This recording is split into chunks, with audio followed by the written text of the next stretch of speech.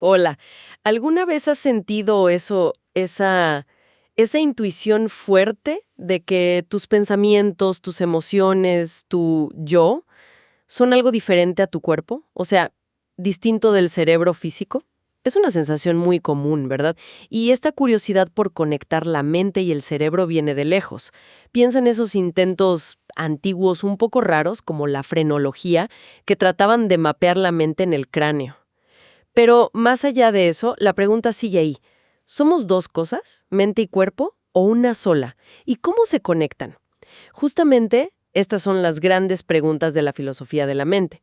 Se mete de lleno en todo eso que llamamos mental. La percepción, las sensaciones, las emociones, los pensamientos, creencias, sueños. ¿Qué tienen en común para que los llamemos así, mentales? Hoy vamos a explorar esto basándonos en un panorama general del campo, como una especie de guía rápida a las ideas centrales. Tenemos un resumen de los problemas clave y las diferentes respuestas que se han ido dando. La idea. Entender el gran rompecabezas. La relación mente-cuerpo. Veremos las dos grandes respuestas. El dualismo, que dice que son dos cosas, y el monismo, que dice que es una sola cosa. Y tocaremos temas fascinantes como la conciencia y la intencionalidad. Queremos claridad y, bueno, encontrar puntos que nos hagan pensar. Ok, vamos a desempacar esto. El corazón de todo esto es el famoso problema mente-cuerpo. Puesto de forma simple, ¿cuál es la relación entre lo mental, nuestra conciencia, nuestra psique, y lo físico, el cerebro, el cuerpo? ¿Son dos tipos de sustancia distintas? ¿O quizás dos propiedades de la misma cosa? ¿O será que una de ellas no es lo que creemos?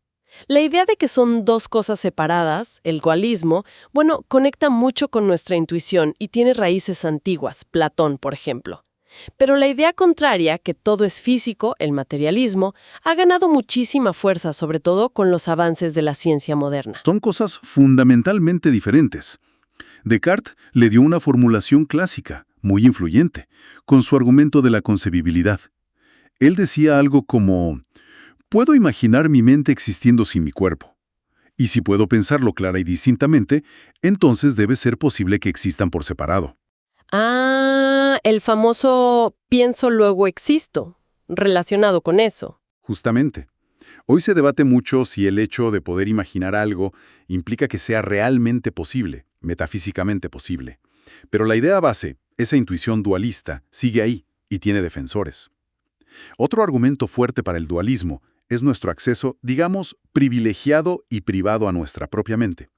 Nadie, por más que me escanee el cerebro, puede saber exactamente qué estoy pensando o sintiendo en este momento.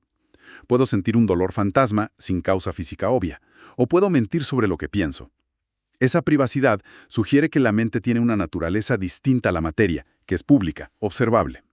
La versión más conocida, la más clásica del dualismo, es el interaccionismo. Descartes la defendió, y mucho después, gente como Popper y Eccles. La idea es, mente y materia son distintas, pero, y eso es clave, interactúan. La mente, que no es física, puede causar efectos en el cerebro físico. Por ejemplo, cuando decido levantar mi brazo. Y al revés, el cerebro físico afecta a la mente cuando me pincho y siento dolor. Claro, suena lógico, pero ahí viene el gran pero, ¿no? Si interactúan, ¿dónde? ¿Y cómo? Descartes propuso la glándula pineal, pero bueno, eso ya sabemos que no. Y la neurociencia actual no encuentra ningún lugar en el cerebro donde una mente no física pareciera estar tirando de los hilos. Se ha mencionado la física cuántica a veces, pero Pero los efectos cuánticos siguen siendo parte del mundo físico material, no es algo externo. Y esa es, precisamente, la gran dificultad del interaccionismo. Explicar cómo y dónde ocurre esa interacción entre lo inmaterial y lo material. Es como su talón de Aquiles. Lo fascinante es justamente esa dificultad, ¿no?, para localizar y explicar la interacción. Y eso llevó a otras propuestas dualistas que intentan, digamos, esquivar este problema. Por ejemplo, el paralelismo de Leibniz. Él decía, mente y materia son distintas, sí, pero no interactúan. Simplemente corren en paralelo, como dos relojes perfectamente sincronizados. ¿sincronizados cómo? ¿Por casualidad? Bueno, Leibniz decía que por una armonía preestablecida por Dios. O está el ocasionalismo, que es aún más directo. Dios interviene activamente en cada instante para coordinar lo mental y lo físico. Suenan un poco a soluciones ad hoc, ¿no? Requieren bastante fe. ¿Y el epifenomenalismo? Ese nombre es curioso. Sí, es otra variante. El epifenomenalismo dice que la causalidad va en una sola dirección. Lo físico, el cerebro, causa lo mental, las experiencias, los pensamientos. Pero lo mental no tiene ningún poder para causar algo en lo físico. O sea, mis pensamientos serían como el humo de una chimenea, un subproducto que no afecta el fuego. Exacto, como un epifenómeno. Pero claro, sigue enfrentando un problema similar. ¿Cómo exactamente lo físico produce algo de naturaleza mental, aunque sea solo como un efecto secundario? La conexión sigue siendo misteriosa. Y hay una perspectiva dualista más reciente, más sutil, que es el dualismo de propiedades. Aquí se acepta que solo hay un tipo de sustancia en el universo, la física, la materia. Pero se argumenta que esta sustancia física puede tener dos tipos fundamentales de propiedades. Las propiedades físicas normales, masa, carga eléctrica, etc., y propiedades mentales. Propiedades mentales, ¿como cuáles? Como la experiencia subjetiva, los famosos qualia, el cómo se siente ver el color rojo, oler una rosa, sentir dolor. Esas cualidades de la experiencia. Estas propiedades mentales supervienen sobre lo físico. Esto significa que dependen completamente del cerebro. Si cambia el cerebro, cambia la mente. Pero no son reducibles a pura física. Es una forma de mantener algo único en lo mental sin postular dos sustancias distintas. Vale, entiendo. Eso cubre las ideas dualistas principales. Ahora cambiemos de bando. Vayamos al monismo. La idea aquí es que solo hay una sustancia fundamental. Hoy en día, la versión que domina es el materialismo o fisicalismo. Todo es, en última instancia, físico. Hubo otras ideas, claro, como el idealismo, todo es mente, o el monismo neutral. Hay algo básico que no es ni mente ni materia. Pero el materialismo es el que manda ahora en filosofía y ciencia. El fisicalismo, en términos generales, dice eso. Todo lo que existe es físico, o depende enteramente de lo físico. Y tiene raíces antiguas también, ¿no? Como Epicuro. Sí, Epicuro ya decía que el alma y el cuerpo estaban hechos de átomos y morían juntos. Y con los avances científicos, sobre todo en física, química, biología, esta visión se fortaleció mucho. Aunque el fisicalismo parece encajar bien con la ciencia, también tiene sus propios desafíos. Uno es definir bien qué queremos decir con físico. La física actual es muy extraña. El concepto de materia ha cambiado muchísimo. Y el otro gran reto es explicar precisamente cómo lo mental surge de o se relaciona con lo físico. Y aquí es donde aparecen distintas teorías materialistas más específicas. Una que tuvo su momento fue el conductismo filosófico, ¿verdad? En la primera mitad del siglo XX. Fue una reacción a lo difícil que era estudiar la mente desde adentro. Proponía que hablar de estados mentales, como tener dolor, era en realidad hablar de tendencias a comportarse de cierta manera, quejarse, apartar la mano, etc. Todo observable. Pero claro, chocaba mucho con la intuición. ¿Sentir dolor es solamente actuar de una forma? Parecía dejar fuera la experiencia interna, lo que se siente. Perdió fuerza, sobre todo con el auge del cognitivismo, que sí se metió a estudiar los procesos internos. Exacto. Entonces, como reacción, y con el impulso de la neurociencia, surgió la teoría de la identidad. La idea es más directa. Los estados mentales son idénticos a ciertos estados cerebrales. Por ejemplo, tener el deseo de tomar café es, literalmente, tener cierto patrón de activación neuronal en tu cerebro. Una identidad, tipo A igual a B. Parece simple y apoyado por la ciencia que encuentra correlaciones. Pero, ¿qué pasa si un pulpo, con un cerebro totalmente distinto, también desea algo? O piensa en un futuro robot inteligente. No podrían tener los mismos estados mentales. Justamente. Ese es el clavo en el ataúd de la teoría de la identidad estricta. El problema de la realización múltiple, que señaló Hilary Putnam. Si el mismo estado mental, pongamos el dolor, puede ocurrir en sistemas físicos muy diferentes, cerebro humano, de pulpo o hipotéticamente de silicio, entonces no puede ser idéntico a un tipo específico de estado cerebral humano. Además, está la brecha explicativa. Describir la actividad neuronal, por detallado que sea, no parece capturar la sensación subjetiva del dolor, el cómo se siente. Aquí es donde se pone realmente interesante, me parece. Si la identidad estricta no funciona por la realización múltiple, ¿qué alternativa materialista queda? Pues Putnam propuso el funcionalismo, y esta idea ha sido muy influyente. La clave aquí es, lo que define a un estado mental no es de qué está hecho, neuronas, chips, lo que sea, sino lo que hace, su función, su rol causal dentro del sistema. Ajá. Como la analogía de la máquina expendedora o la trampa para ratones que mencionaste antes. No importa el material, importa la función. Exactamente. Para un funcionalista, el dolor, por ejemplo, es un estado definido por sus causas típicas, como un daño en el tejido, sus efectos típicos en otros estados mentales, como generar la creencia de que algo va mal o el deseo de que pare, y sus efectos típicos en la conducta, gemir, retirarse, buscar ayuda. Cualquier sistema, sin importar de qué esté hecho, que pueda realizar esa misma función causal, estaría en ese estado mental. Esto permite la realización múltiple. Un humano, un pulpo o un robot podrían en principio estar todos en estado de dolor funcional. El funcionalismo suena muy potente y elegante. ¿Resolvió el problema entonces? Es muy influyente, sí, pero muchos filósofos sienten que todavía deja algo afuera. Algo crucial. La experiencia subjetiva, los qualia. ¿Puede un sistema que solo cumple una función, por compleja que sea, sentir realmente algo? ¿O solo simula sentir? La pregunta del millón, ¿no? Totalmente. Y esto nos lleva a otras posturas materialistas. Una es el materialismo no reductivo.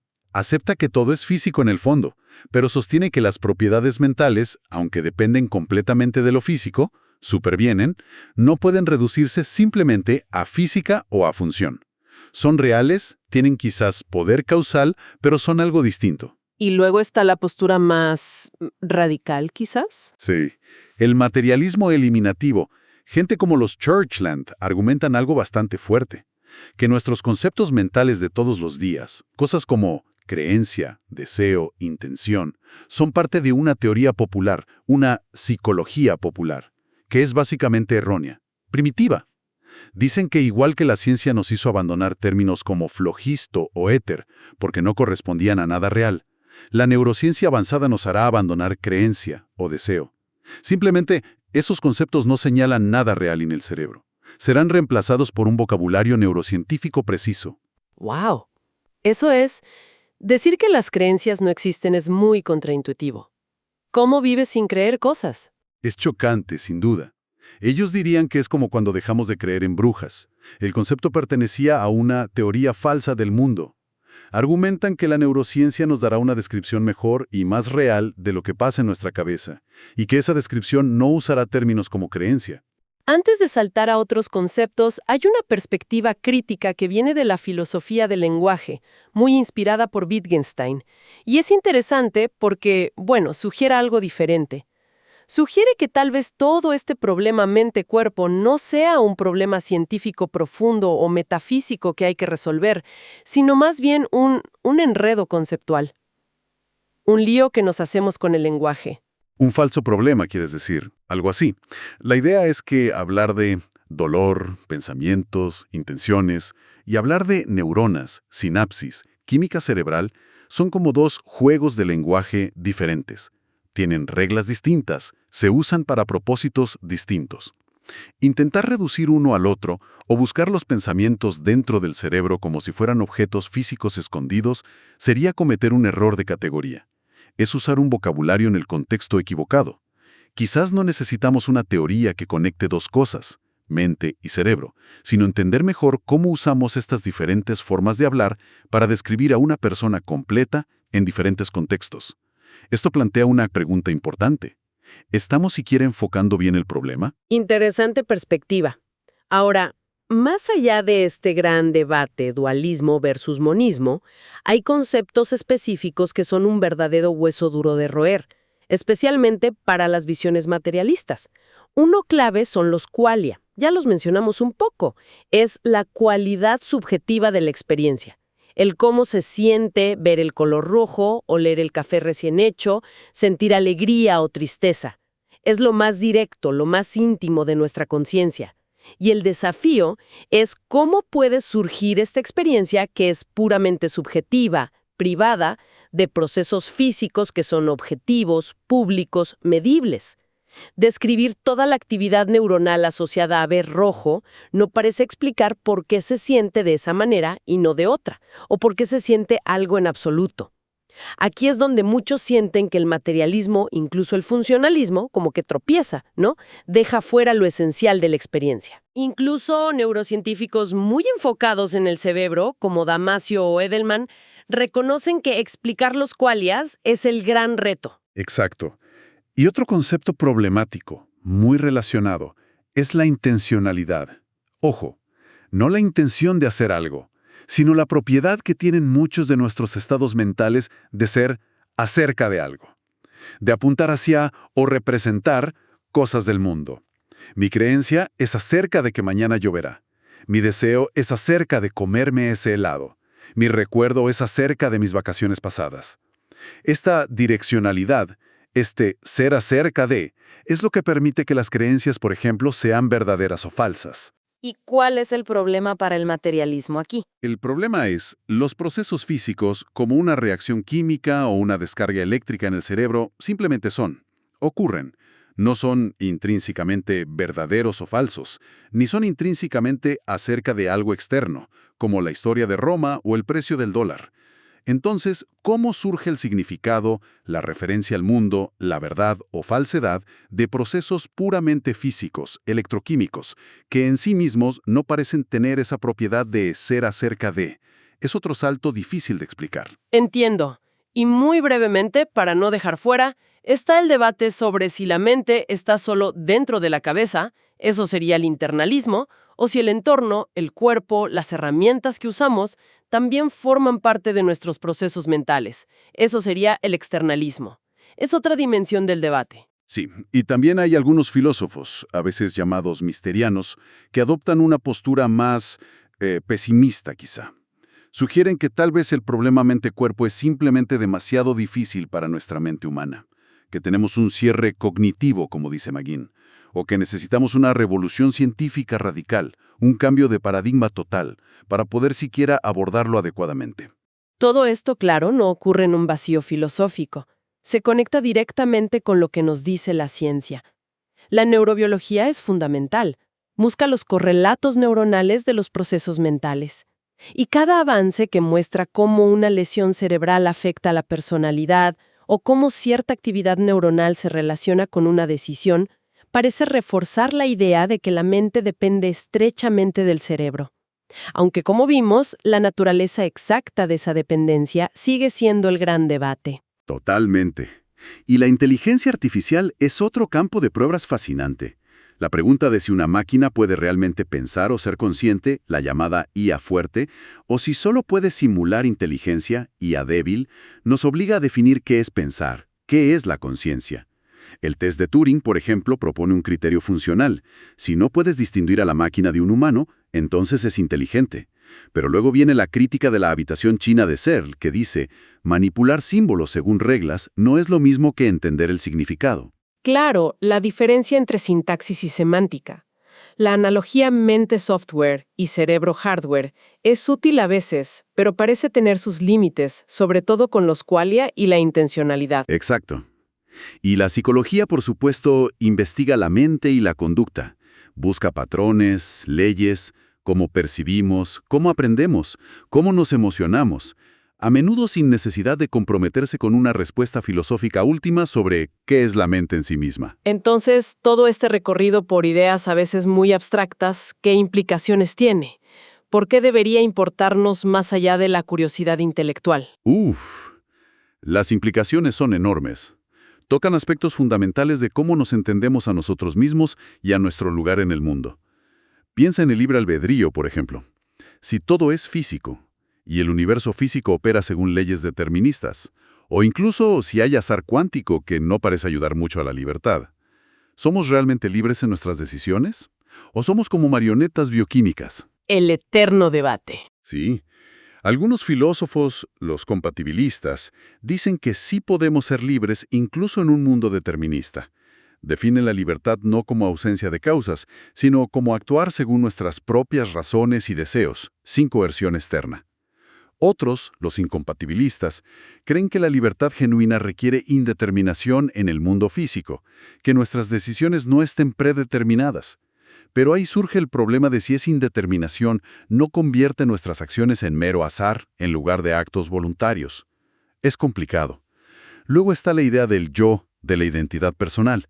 Si rechazamos un alma inmaterial, como hace la mayoría de los materialistas, y si nuestro cerebro y nuestro cuerpo están en constante cambio físico, ¿qué es ese yo que sentimos que perdura a través del tiempo? No parece haber un centro fijo en el cerebro que sea el yo. Exacto.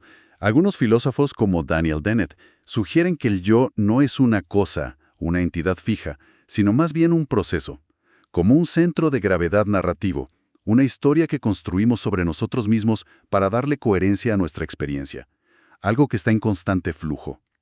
Y finalmente la percepción. El problema de los qualia, la subjetividad radical de la experiencia. Recordemos la famosa pregunta de Nagel, ¿cómo es ser un murciélago? Nos hace cuestionar qué tan directa y objetiva es nuestra percepción del mundo. Si mi experiencia del rojo podría ser fundamentalmente distinta a la tuya, aunque usemos la misma palabra, ¿realmente estamos accediendo a la realidad tal cual es? Plantea dudas sobre la fiabilidad última de nuestros sentidos como ventana al mundo objetivo. Entonces, resumiendo un poco este viaje tan denso, ¿qué nos llevamos? Hemos explorado el enigma central, la relación mente-cuerpo. Vimos las dos grandes familias de respuestas. Por un lado, el dualismo que postula mente y materia como separadas, ya sea como sustancias o como propiedades distintas. Por otro lado, el monismo que dice que solo hay una sustancia, y hoy en día eso significa mayormente materialismo o fisicalismo.